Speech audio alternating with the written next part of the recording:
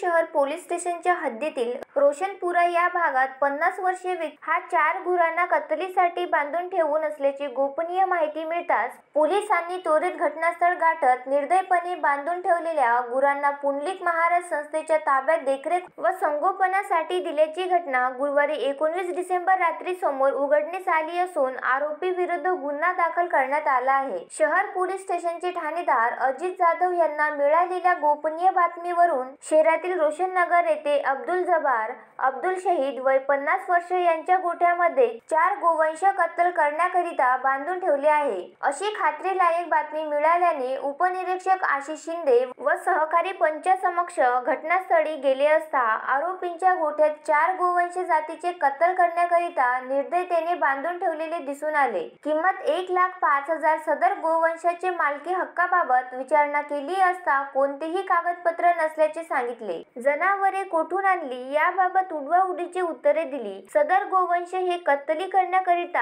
आणल्याचे खात्री झाल्याचे नमूद गोवंश पुढील संगोपन व देखरेखकरिता पुंडलिक महाराज गौरक्षण संस्था यांच्या ताब्यात देण्यात आल्यावरून आरोपी विरुद्ध कलम 5.5 अ 5.4 महा 9.9 अधिनियम 1976 सुधारणा अधि 2015 कलम 11 प्राण्यांना निर्दयतेने वागविण्यास प्रतिबंध सह कलम 119 या कलमान्वये सदरचा गुन्हा दाखल करण्यात आला असून अधिक तपास शहर पोलीस करीत आहे।